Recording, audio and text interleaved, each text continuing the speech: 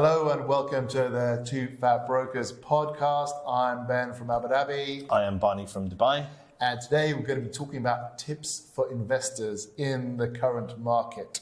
So the current market's going through quite a bit of upheaval and turmoil. We've got prices up, we've got prices down, we've got interest rates, we've got inflation, we've got the spectre of a global recession. So when there's blood in the streets, what's it say? Let's eat. Make money. Pay with gold, maybe. So we're just going to go through a couple of tips for people specifically looking for investment. It's not really for end users. You might find this useful in a market like we're in now.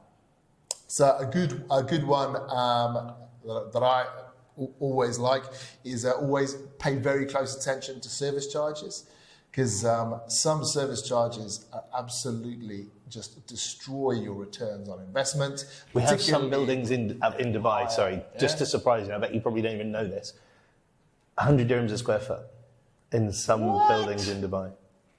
Service departments are typically astronomical, but a lot of people buy them as investments. I'm not really sure. Yeah, so I mean, for capital appreciation, maybe that makes sense. But if you're worried about capital appreciation and you want to lock in good net returns, really pay attention to that, because typically the best investment class tends to be smaller townhouses and villas, because townhouses and villas have lower service charges. So if you can get a similar kind of return from those kind of things, look out and invest in But equally, townhouses do tend to have more running costs.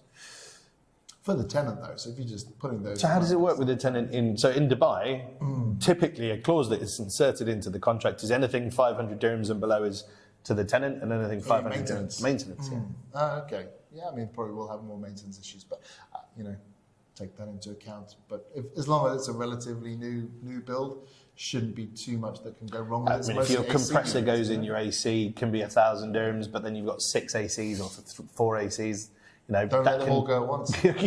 Okay. Sage advice. Yeah. Stitching time saves 9. Yeah. So there, and that's also another interesting point about older build units in, like, is it the greens?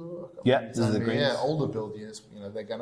The returns might look good on the face, but you have to take into account, what are the maintenance costs like, and if it's been tenanted for its whole existence. Tenants don't take very good care of stuff. If you're going to buy something that's been owner occupied, you've probably got a better chance it's been looked after. Okay, so what else other than service fees?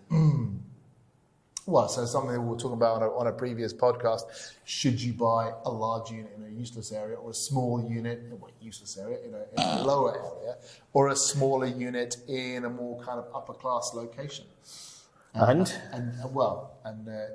You were of the opinion a smaller unit in a better location, because the quality of the tenants that you get is better, possibly the quality of maintenance is better, even if your return on investment is probably slightly less, because it just tends to be more expensive units for whatever reason give a lower return on investment than cheaper units, probably because cheaper units, they take more effort to find tenants don't look after them as well, you have higher turnover. But the cheaper units and the smaller units, so if you ever go to a launch in Dubai, and I'm guessing it's probably the same as Abu Dhabi, if you go to a launch and you can get your hands on a studio or a one bedroom, you're a very lucky human being, because most of the time those units are ring fenced for their long-term investors, shall we say, the individuals who have large portfolios with developers. They literally get ring fenced. They get pushed to one side and sold before even launch. So surely, by that rationale, the smaller units are the better return. Well, I mean, I think I say unsophisticated, but I think on the face of it, those studios can look great.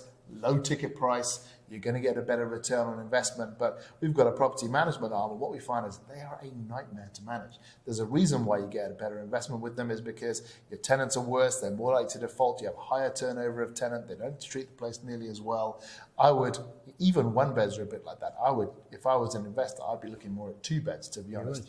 As a starting point, because there's a 2-bed. Is it a family or just a more successful young professional? Yeah, and I think they're the kind of people, because families can also mess stuff up. I mean, families stay longer for sure, but if you can get that young professional, much better than a studio where you could, some guy might move 10 of his mates in. But they're the attractive ones. And when you see property adverts, like, online anywhere, it's always like starting from 500,000 dirhams, and that's like the cheapest, wall view studio that you can get. And that gets people in with their checkbooks. Oh, that one's gone. Okay, like, what's your next one? But I think, I think if I was an investor, I'd stay well clear of studios. I think one bed's been my starting point, just because of how difficult they are. But then again, that goes back to location, because if you've got a studio in, an Emaar development in the marina in Dubai, you're still going to have a certain quality of tenant. Whereas, if you've got a studio in International City, which is a lot further out, a lot lower price point, that's, I think, the kind of individual you're going to get more trouble with. Whereas if you go into the marina or Business Bay or downtown, you're not going to be able to rent a studio for less than 80,000, and then 80,000. And that kind of tenant isn't going to cause you less problems, I would imagine. Yeah, but I think the whole profile of a studio is it's a temporary accommodation for someone, right? They're going to be there for 1 or 2 years. They're going to move out. You're going to get that month loss of rent as you change tenants. So you're just going to have a bit of a higher turnover, and a month's rent is 8% of your annual income. So, but again, it's something to take into account. When you're thinking about an investment, where should you be putting your funds? And I would say don't just straight away see the cheapest unit you can get and put it in there. What else should they be looking at? So that's service fees, maintenance. Well, so the very interesting category, and I presume you have this in Dubai as well, is 2+ maids. So 2+ maids is your young family home. A 2-bed, you probably aren't going to get, given that the way most people look after children is with a maid these days, a 2-bed, as soon as you have kids, you're going to move out into a 3-bed or a 2+ maids. A 2+ maids, however, fits a young professional. They use it as a storage room. And then when they have children, maybe 1, maybe 2, they can have a maid and kind of stay in there. So to be honest, I think that's the sweet spot. That's the sweet spot. And what typical return on investment do you think you should be getting on something like that? You should be getting 7% gross and at least 6.5% net, generally speaking, I would say. There's a lot of institutional investors in Dubai that would not even look at that 6.5%. Really? Net. No. Well, I think that's crazy, and for property, particularly crazy, because you can leverage it. Even your real estate funds can leverage up to 50%. I mean, we're not in a massively low interest rate environment now, but when we were, I mean, that translates into 12-13% return on investment. Which nobody would be turning their nose up now. But I think we're part of the Bitcoin generation, right? Where you're like, what, 6% a year? That's ridiculous. Or what, 300? Bed for that, yeah. I want to 10x this baby like tomorrow. But I think most proper institutional investors who are managing, family money or pensions or that kind of thing, 6% is absolutely lovely. Secure, long term, it's a good move. And then property doesn't go to zero, so it's not, investments in bonds or mutual funds or anything like that, which might difficult to get out of, though, isn't it? That's the whole thing. Why people do tend to those who don't like real estate simply don't like real estate because it's a very difficult exit. Not very difficult, but it can be a difficult exit. It's certainly more liquid than most stuff, but in Dubai and Abu Dhabi, you can sell something in 2 months. Less even. As long as you price it right to get a buyer, you can exit very, very quickly. True. Very true. All right. He's been Ben. I've been Barney. He's been from Abu Dhabi. I've been from Dubai. We have been 2 fat brokers. We will continue to be 2 fat brokers. Thanks for coming to the gym. Yeah. Right now. That's where I'm going right now.